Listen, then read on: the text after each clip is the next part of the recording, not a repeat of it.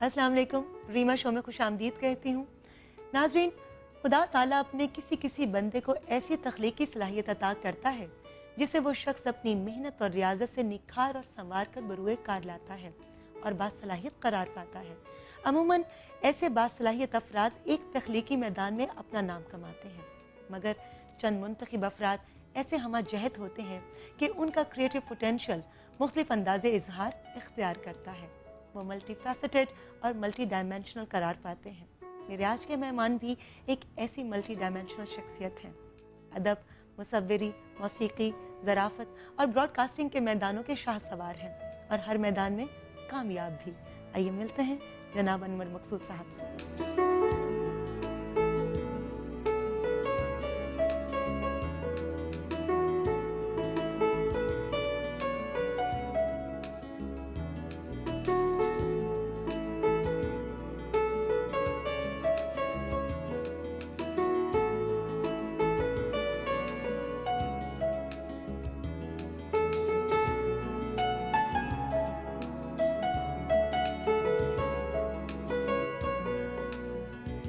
अस्सलाम वालेकुम। वालेकुम अस्सलाम। कैसी हैं आप? मैं बिल्कुल ठीक हूँ। और आपको पता है कि आज आपका इंटरव्यू लेने से पहले मैं बहुत सोच रही थी कि नहीं रीमा, बहुत संभल कर सवाल करना। नहीं आप बिल्कुल इत्मीनान से और जो मर्जी है। अच्छा अनवर साहब, अगर मैं शुरू में ही ये पूछना चाहूँ और आपसे जानना भी चाहूँगी और कहना भी चाहूँगी कि क्या अनवर मकसूद एक बटा हुआ शख्स है?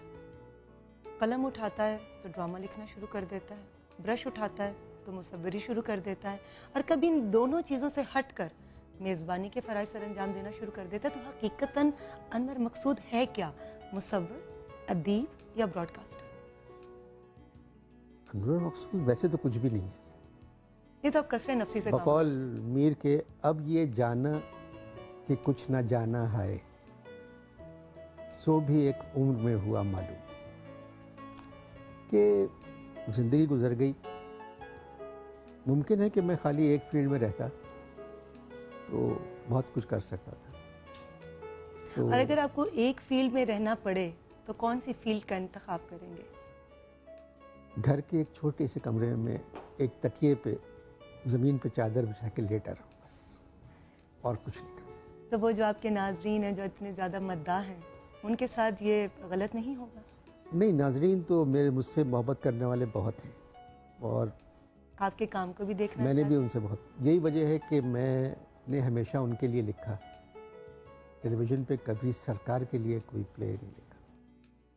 अच्छा, आपने टेलीविज़न की बात की तो आपका वलीन ताल्लुक आपके नाज़रीन के साथ बहैसियत मज़ाह निगार के हैं। आपने टेलीविज़न को एक नया फॉर्म और फेस दिया। क्या आप समझते हैं कि तब से लेकर अब तक टेलीविज़न के अंदर जो कॉमेडी है वो इवॉल्व हो रही है या डिक्लाइन की तरफ जा रही है? अरे रीमा, इसमें होता है कि जब मुल्क डिक्लाइन की तरफ जाता है तो सारी तहरीरें, सारी तस्वीरें, सारी बातचीत, सारी तहजीब सब डिक्लाइन की तरफ जाती है। बेहतरी कैसे आएगी अनवर साहब? बेहतरी तो मतलब अगर हर चीज़ तबाही की जानिब जा रही हो तो फिर कोई ना कोई उम्मीद की किरण तो होगी ना। वो बच्चे हैं, नया टैलेंट है, इतने ज़हीन हैं, ये लोग जब आएंगे अल्लाह ताला किस्मत अच्छी करे। अच्छा, कहा जाता है कि आज का अदब बड़ा बेअदब है, आपका क्या कहना है? नहीं, अदब तो अदब ही होता है। वो जिस की तरफ आपने इशारा दिया है वो जगह अदब में नहीं आती। अब हमारे यहाँ देखो कि जैसे नस्र में क्या क्या लिख गए लोग, कितने अच्छे लिखने वाले, शायरी कितनी अच्छी। आज आपको वो चीज़ नज़र आती है? बीच में एक अच्छा आया था, एक बड़ा अच्छा पैच आया था जिसमें बड़े शायर भी निकले, अच्छे थे। फिर एक कैफियत आ गई। असल में जहाँ आदमी को ज़िंदगी गुजारना मुश्किल हो जाए वहाँ ये फ़नून लतीफ़ा वगैरह चीज़ें कहाँ रह जाती। वो तो पुराने मास्टर्स थे कि वो इनकलाब लाने के लिए पेंट कर रहे हैं, म्यूजिशियंस जो हैं वो अपना काम कर रहे हैं, दुनिया बदलना चाह रहे हैं। यहाँ तो हम लोगों की पहुँच ही कहाँ तक है बेचारा। अनवर साहब कितने बहन भाई? हम लोग मेरी 6 बहनें हैं, 4 भाई। आपका नंबर? मैं हूँ 7वां। Lucky number. शरारती थे आप बचपन में? शरारती शरारती मैं शुरू से था कोई बहुत। खास शरारत जो बचपन की याद हो?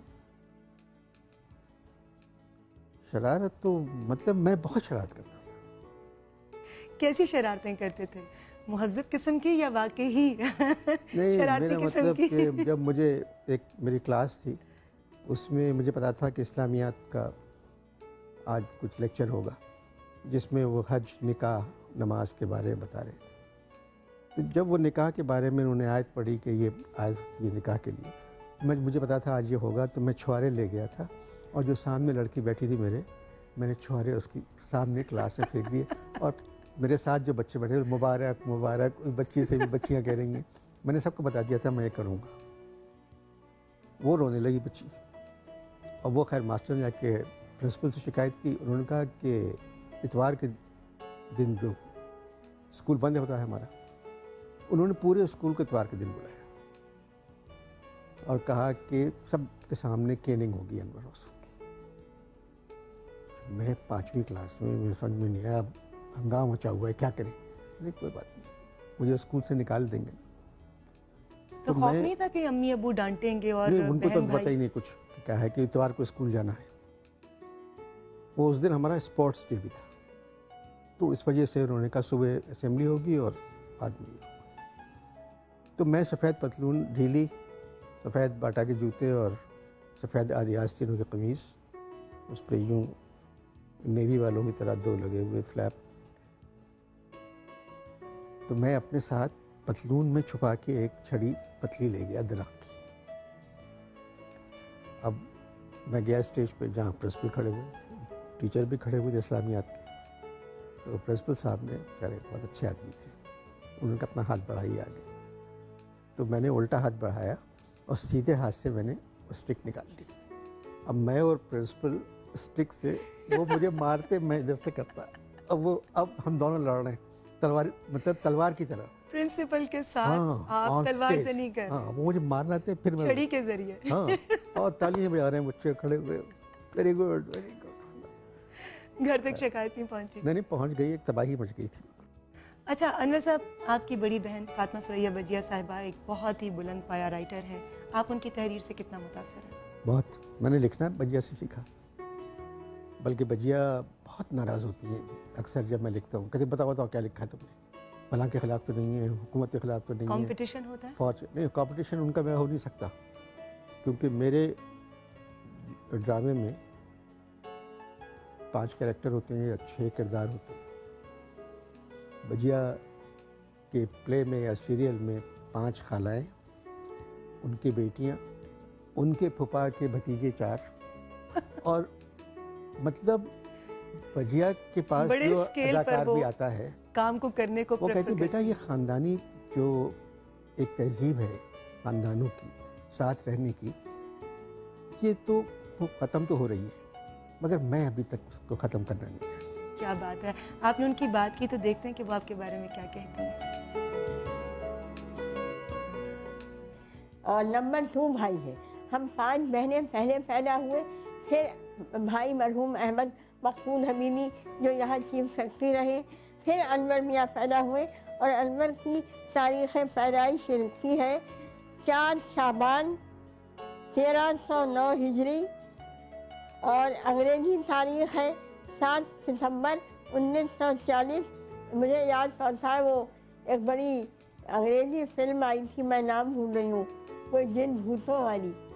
तो अनवर हमारे साथ गए और रास्ते भर हंसाता हुआ गया और वापसी में रास्ते भर डराता हुआ लाया। अगर कोई बात ऊंच नीच हो जाए और मेरे सामने हो तो कहूँगी अच्छा बात, खामोश। इतने बहन भाइयों में से बजिया तो बिल्कुल माँ की तरह थी। हम लोगों की मतलब अम्मी से तो दोस्ती थी, अम्मी हमारे मतलब मेरी दोस्त थी, हम सब की दोस्त थी, मगर बजिया ने हम 10 भाई बहनों का बहुत ख्याल रखा। 9 भाई बहन। अनवर साहब, आपने अपनी सारी ज़िंदगी ईएमआई में मुलाजमत करते हुए गुजार दी, तो क्या एहसास नहीं हुआ कि आप शोबिज़ की जानिब थोड़ा लेट आए, जरा जल्दी आ जाना चाहिए? नहीं, मैं बहुत पहले आता, क्योंकि वहीद मुराद, परवेज़ मलिक, बेग साहब, सोहेल राना तकरीबन हमारे घर रहते थे। उठना, बैठना, खेलना, कूदना, सब। शोबिज़ के लोगों से इतना ज़्यादा रिलेशन संतोष था, कुमार, दर्पण। तो फिर क्यों इतनी देर की आपने इस जाने वाने में? तो यहाँ आके एक तो बस मैं उस वक्त तस्वीरों और रंगों में फंसा हुआ था, तस्वीरें ही तस्वीरें बनाता था। तस्वीरों और रंगों की बात की तो ज़िंदगी में जो रंग भरा बेगम की सूरत में, वो आपकी अपनी पसंद का था या वालिदा की? नहीं, बेगम की जाहिर है कि जब शादी तो पसंद की ही होती है, मगर घर वाले समझ रहे थे कि अरेंज है। तो क्योंकि मेरे ताया की बेटी है, तो अच्छा। मैं ये यूनिवर्सिटी आती थी तो मैं उनको बस में यूनिवर्सिटी छोड़ने जाता था, गाड़ी तो थी नहीं। आप तो- मतलब एक गाइड की हैसियत से साथ जाते थे? नहीं नहीं, बस बस में जगह नहीं होती थी तो खड़े रहते थे, भरी होती थी बस, तो कभी ब्रेक लग जाता था बस का ज़ोर से तो करीब आ जाती थी। तो और कोई तरीका नहीं था। अच्छा अनवर साहब, मुझे ये बताइए कि उनके और आपके बीच में कभी किसी बात पर झगड़ा हो तो मनाने में पहल कौन करता है, आप या वो? असल में शौहर अगर सच बोले और ठीक काम करे तो उसको डरने की ज़रूरत ही नहीं। ये जो शो बिज़नेस के जितने शौहर हैं वो कुछ ना कुछ तो गलत काम तो करते हैं, तो इसलिए बीवियों से डरते हैं, क्योंकि अगर आदमी सच बोले तो क्यों डरे बीवी से। कभी उन्होंने शक नहीं किया आप पर? नहीं किया, वो तो हर दफ़ा शक करती है, मगर ये कि उस शक में सदाकत कितनी होती? नहीं वो सदा उनको असल में, अब मैं और तुम एक फील्ड में हैं, हमारी दोस्ती भी है, 1000 लोगों से मिलना जुलना है, कईयों से ज़्यादा मिलना जुलना होता है, तो ये एक वो फीलिंग आ जाती है जिसको पढ़ी लिखी है तो वो जल्दी सेटल हो जाती है। बेगम की बात की तो हमने सोचा हम आपकी बेगम को लाइन पर ले लें। बहुत काफ़ी अरसे बाद आई है। हेलो। हाँ जी, सलामुकुम। जी वालेकुम सलाम, कैसी हैं आप? ठीक हूँ रीमा, आप ठीक हैं? बिल्कुल ठीक है। अभी हमने आपको लाइन पर लिया तो अनवर साहब ने आपको पता है कि क्या जुमला कहा? मुझे आवाज आ गई थी, बहुत दिन बाद लाइन पे आई हैं। ये क्यों कहा इन्होंने? इन्होंने बिल्कुल गलत कहा, ये मेरे मुतालिक हर बात गलत कहते हैं। ये बहुत समझदार आदमी है, जगह जगह जब उन्हें मेरे मुतालिक बोलना होता है तो ये वो बात करते हैं जो उनके दिल के अंदर से निकल रही होती है, काश ये लाइन पे आ जाए। मैं एक दफा भी लाइन पे नहीं आती हूँ। आपको लगता है कि ये लाइन पर है? ये तो बहुत कंट्रोल में है। कंट्रोल में। अच्छा, आपको प्यार से क्या कहते हैं? नहीं, मुझे ये वही कहते हैं जो सारी दुनिया कहती है, जो मेरा ख्याल में अल्लाह मियाँ भी मेरा असली नाम भूल गए होंगे, ये भी इम्मो कहते हैं। इम्मो कहते हैं? तो ये रखा इन्होंने ही था? नहीं ये वो था माँ के भूटान के बादशाह जो थे उन्होंने रखा। ये वही बदायूं के मेरे शहर के एक बादशाह थे, मेरे बाप, उन्होंने रखा था। अच्छा मुझे ये बताइए कि अनवर साहब की कौन सी कोई ऐसी आदत जिसको आप तब्दील करना चाहेंगे? तब्दील? ओ रीमा, अगर तुम इसमें कुछ मेहनत कर सकती हो तो इनसे कहो कि बातें क्या करें घर में। घर में तो ये बुत होते हैं, ये तुम लोग सामने बातें करते हैं। मेरे आपसे बातें नहीं करते? नहीं, मेरे लिए सिर्फ खाना निकलवाते हैं और कहते हैं इम्मो, ये आवाज आती है, मैं कहती हूँ हो खाना। अच्छा, तो बस ये मुझे अपने साथ खाना खिलाने के लिए बुलाते हैं, फिर बहुत तकल्लुफ से मेरे साथ खाना खाते हैं। मैं कहती हूँ अनवर ये खा लो प्लीज, ये पक्का है, ये खा लो। नहीं, आपसे खाना पकवाते हैं या कभी खुद भी पकाकर आपको खिलाया? खुद ही पकाते हैं ना। अच्छा, खुद पकाते हैं? ये तो अच्छी बात है ना कि शौहर अपनी बेगम के लिए खाना बनाए।